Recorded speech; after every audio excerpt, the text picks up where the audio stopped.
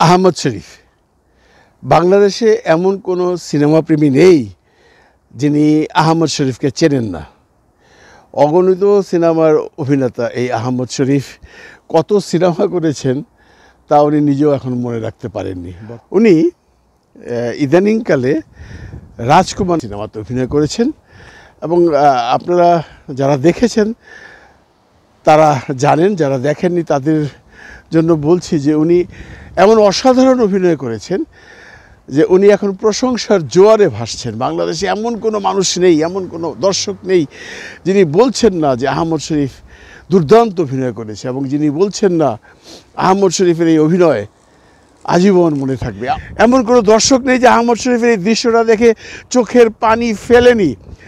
অনেক অনেক গুণী মহাগুণী মানুষ আহমদ শরীফের প্রশংসা করেছেন। অনেকে এমন এমন কমেন্ট করছেন যে উনি হয়তো এবার ন্যাশনাল অ্যাওয়ার্ড পাওয়ার যোগ্য হতে পারেন। বন্ধুরা, এই আহমদ শরীফ এখন প্রবাসে অবস্থান করছে। উনি নিউ ইয়র্কবাসী এবং উনি দেশকে খুব ফিল করেন এবং যে কোনোভাবেই হোক এই সিনেমাটা উনি যুক্ত হয়েছেন। একদিনের জন্য উনি বাংলাদেশে এসে শুটিং করে গেছেন পাবনাতে। এই সমস্ত এক্সপিরিয়েন্স নিয়ে এবং তার বর্তমান অনুভূতি নিয়ে আহমদ শরীফ এই প্রশংসাটাকে কীভাবে নিচ্ছেন তার সাথে কথা বলবো টেলিফোনে। চলুন আহমদ শরীফ। হ্যালো শরীফ, স্বপন চৌধুরী। কেমন আছিস স্বপন? কেমন আছিস তুই? ভালো ভালো ভালো ভালো। বন্ধু, তুমি কেমন আছো আগে বলো। আমার থাকা, আমি শিল্পী মানুষ, এই শেষ বয়সে একটু প্রশংসা শুনছি, সেই হিসেবে আমাদের শিল্পীদের আর কি কাজের প্রশংসা পেলে খুশি লাগে, সেই আনন্দটুকু উপভোগ করছি। প্রশংসা কার কাছ থেকে? ইউটিউব দেখে না তোকে পার্সোনালি কেউ কিছু বলছে? না, পার্সোনালও কিছু লোকজন যারা দেখেছে বা রাখার ছবি, তারা ফোন করে আমাকে কংগ্রেচুলেট করেছে যে খুবই ভালো লাগলো আপনার ওই পোর্শনটুকু, চোখে পানি রাখা যায় না। ইভেন সব থেকে মজার কথা যে প্রডিউসার নিজেই, মানে আমাদের আদনান নিজেই আমাকে ফোন করে বললো যে আঙ্কেল, আমার খুবই কষ্ট হয়েছে আপনার ওইটুকু দেখতে, আমার বুকের মধ্যে লাগছে যে একটা লোকের দেশাত্মবোধ কি জিনিস আপনি দেখিয়ে দিয়েছেন পর্দায়, যে কত কষ্টের ব্যাপার না পেটে কাছে যেতে না পারলে।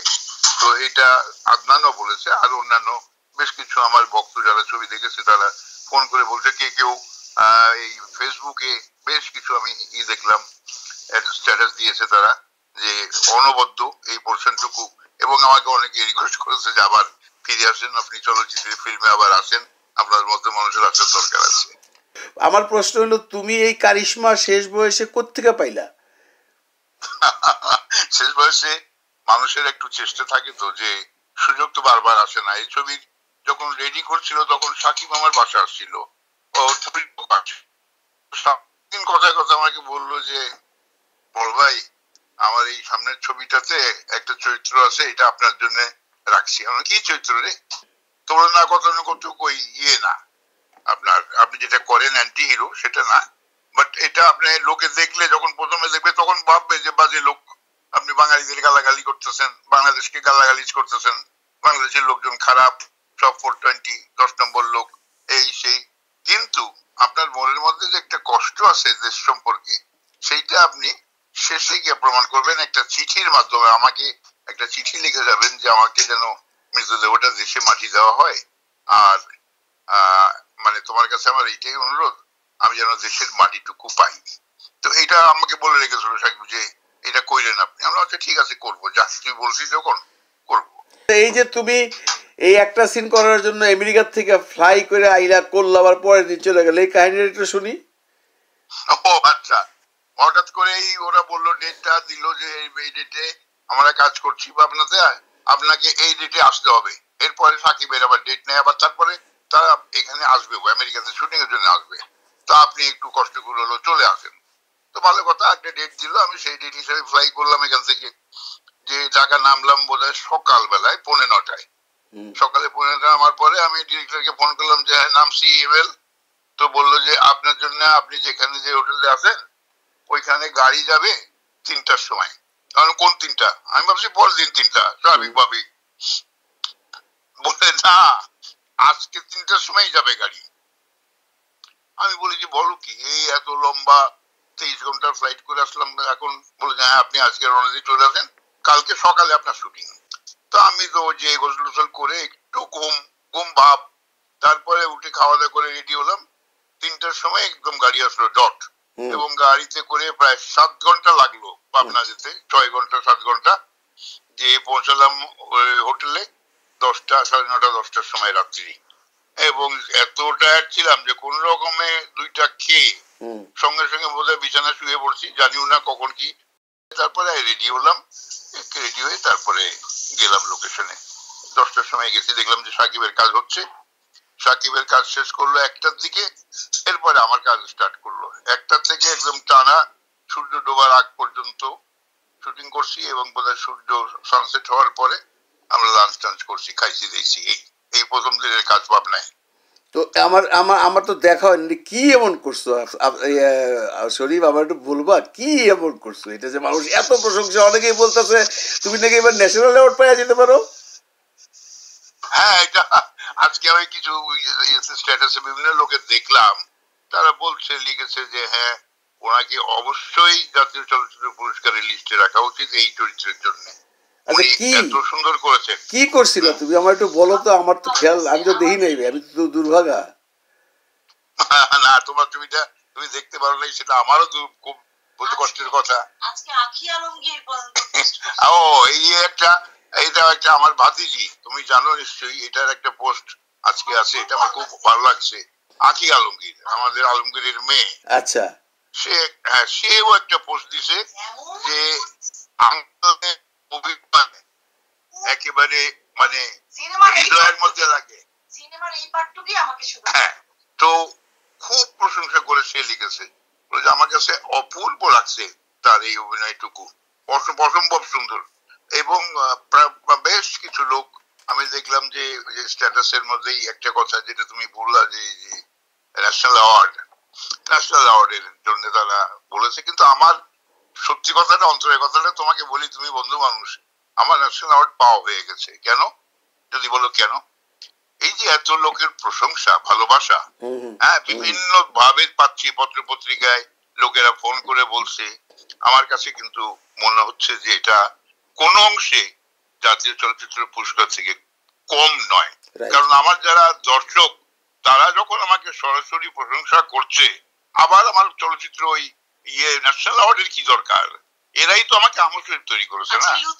আজকে আমাকে আহমদ শরীফ হয়েছি কাদের দিয়ে? এই আমার আজকে মৌসুমীর সাথে কথা হয়েছে, হ্যাঁ, আবার আজকে এখানে তো মৌসুমী থাকে, তুমি জানো বন্ধু।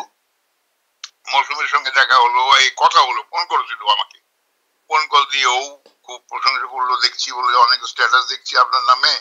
তো বলে যে আমার কাছে তো নতুন লাগছে না। কেন মৌসুমী? বলে নতুন, আপনি একটা একদম সর্ব বিষয়ে সর্ব ক্যারেক্টারে আপনি খুব ডার্ক সাইডে একটা অভিনেতা। আপনাকে যেটা যখন দেওয়া হয়েছে আমরা দেখেছি যে আপনি সেটা অত্যন্ত সুন্দর করে করেছেন। তো সেজন্য আমার কাছে লেগেছে যে না, আহমদ শরীফ আঙ্কেল তো অবশ্যই এটা পাওয়ার যোগ্য, সে রাখে, কাজ করেছে, ভালো পাওয়ার করেছে, নাহলে সবাই বলছে কেন। তো ওর সঙ্গেও বললাম যে হ্যাঁ, সবারই একটা কমপ্লিমেন্ট পাচ্ছি। তো সেই জন্য আমি যেটা তোমাকে বলতে চাই যে আমার আসলে ওই জাতীয় চলচ্চিত্র পুরস্কার থেকে বেশিটা পেয়েছি আমি এই দর্শকের ভালোবাসা। সবাই বলছে, আমার দর্শকরা আমাকে এখনো মনে হয়, অনেকে লিখেছে যে ওনাকে ফিরে আসার জন্য অনুরোধ করছি, আবার চলচ্চিত্রে ফিরে আসেন। ওনার মতো এরকম লিজেন্ড একজন অভিনেতা যদি ফিরে আসে, আমরা আবার ভালো অভিনয় দেখতে পারবো, তাই বলছি। না না, পরিষ্কার বাংলায় বলতে গেলে তোমাকে জাতীয় চলচ্চিত্র পুরস্কার দিবে সরকার, কিন্তু তোমাকে তো জাতীয় পুরস্কার দিয়ে দিল। জাতীয় না, জাতি তোমাকে পুরস্কৃত করে ফেলাইছে। That's it. Thank you, thank you. That's it. এটা অনেক অনেক বড় পুরস্কার। জাতি, আমার প্রিয় দর্শক যে আমাকে পুরস্কৃত করলো বা করছে এখনো, সেটা আমার কাছে অনেক বড়, অনেক বড়, নিশ্চয়ই, অবশ্যই বড়। আচ্ছা, ওই ডায়লগটা একটু বল, ওইটার আবার দর্শকরা একটু শোনা। ডায়লগটা বল, কি বলছিলি তুই? না, কমেন্ট পড়তে হবে না ভাবি, কমেন্ট পড়তে হবে না, কমেন্ট আমরা পড়তেছি, কমেন্ট পড়ার দরকার নেই। হ্যাঁ, না কমেন্ট না, এটা যেখানে ওই এই শর্টটা যেটা হয়েছিল, হ্যাঁ বলো, যে আমি ওই সর্ষা ক্ষেতের মধ্যে সর্ষাগুলো বুকের মধ্যে ধরে, হ্যাঁ, একেবারে আঁকড়ে ধরে এই কোণা থেকে ও কোণা যাচ্ছি, সর্ষা ক্ষেতে ছুটাছুটি করে বেড়াচ্ছি পাগলের মতো। বাংলাদেশে এসছি আর কি অনেকদিন পরে। এটা সাকিবের দৃষ্টিতে, আমি কিন্তু তখন মারা গেছি অলরেডি, হ্যাঁ শুনছি, সাকিবের দৃষ্টিতে দেখানো হচ্ছে। হ্যাঁ, তো আমি এই ছুটোছুটি করতে করতে আচ্ছা বলি, একটা সময় আমি ওই মানে পড়ে গেছি সর্ষা ক্ষেতের মধ্যে। পড়ে যে আমি ওই মাটিটা পেয়েছি, সে দেখলাম যে সামনেই মাটিটা তুলে কপালে দিচ্ছি আর বলছি আমার দেশের মাটি, আমার মাটি। আমরা আমি এখনো বুঝতে পারছি না আমি আসলে নিজে ইমোশনাল হয়ে এই ডায়লগটা বলতে গেলে। আমার মাটি আমি কোনোদিন পাচ্ছিলাম না, কতদিন মাটি যাচ্ছে, দেশের মাটিতে যেতে পারিনি। আসলে খুব কষ্টদায়ক। আমি এখনো ইমোশনাল হয়ে গেলাম আবারও। আমার কাছে ইন্টারভিউ দিতেছে, আমি সরি, আমি ভেরি সরি। ঠিক আছে, কিন্তু আমার কাছে মনে হয়েছে যে হ্যাঁ, আমার মনের কথাটা বলতে পারছি। আসলে আমি এখন এই যে বিদেশে থাকি, প্রবাসে থাকি, আসলে কিন্তু খুব কষ্ট। যতই লোকে ভাবুক যে প্রবাসে থাকলে, তুমিও প্রবাসে থাকো, প্রবাসে থাকলে বোধহয় কত আনন্দ ফুর্তি, না, কখনোই না। শরীফ আমার চোখ দিয়ে পানি পড়ে যেতেছে। তুমি প্লিজ আর ইমোশনাল কথাবার্তা বলো না, কথা চেঞ্জ করো প্লিজ। আমারও ভালো লাগতেছে না এই সমস্ত কথা শুনে আসলে। ঠিক আছে বন্ধু, কষ্টের কথাটা বাদ দিলাম, কিন্তু এই জায়গাগুলো কাজ করতে যে আমি না আমি তো শুনেই খাইতে দিলাম। আমি তোমার কেমনে বলি, আমি শুনেই খাইতে দিছি আল্লাহর কসম। ওইটুকু কথা শুনে আমি খাইতে দিছি। এটা যে কি হয়েছে আমি এটা বুঝতেছি তো এখন, তোমার ডায়লগ শুনে বুঝতেছি।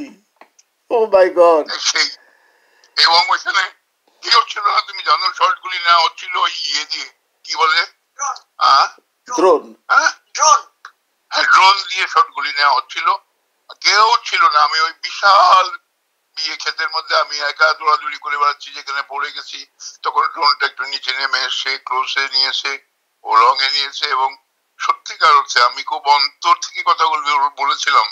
পরে আমি এমন হয়েছে যে এত ইমোশনাল হয়ে গেছিলাম যে আমি উঠে হাঁটতে পারছি না। আমি মেকআপ ম্যানকে বললাম আমাকে একটু ধর, তো বলে স্যার কি খারাপ লাগছে আপনার? না এখন একটু লাগছে, কিন্তু তুই আমাকে ধর। তো আসলে খুব খুব ইমোশনাল তখনই ছিল, কিন্তু পরবর্তীতে যে লোকের কাছেও এত ইমোশনাল হয়ে যাবে প্রতিটি মানুষ। আজকে ইয়েও বলেছে আমাকে, আমার আদনান ভাইও বলেছে,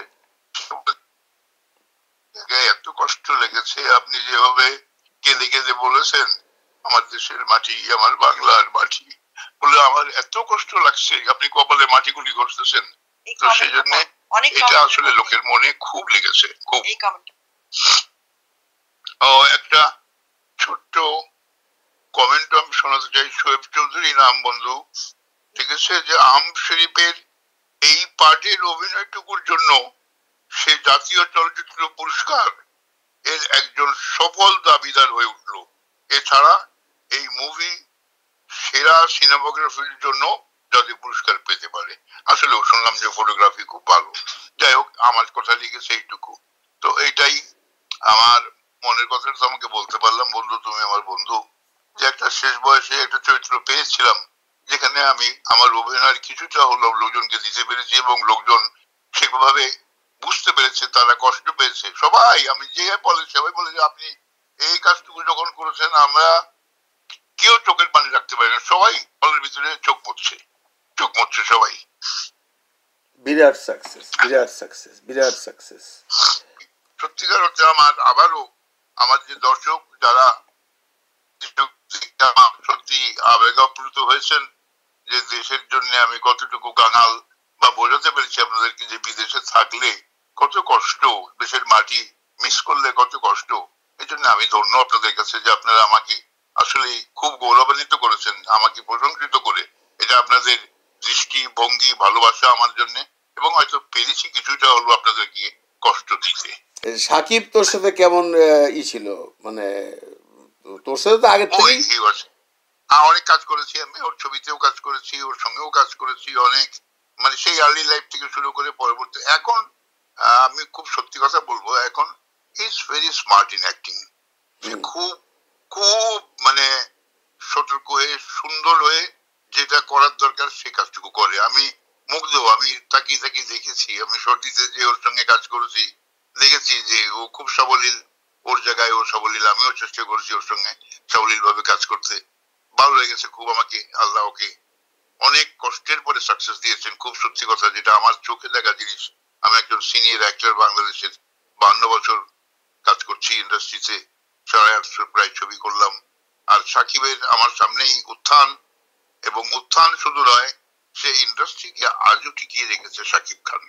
এই 15-18টা বছর, তুমিও জানো, তুমি একজন আমাদের খুব নাম করা পুরোনো ডিরেক্টর, তুমিও দেখেছো যে সাকিব আসলে আমাদের ইন্ডাস্ট্রিকে ধরে রেখেছে। তার ছবিগুলি চলে, হলার আর তার ছবি খোঁজে।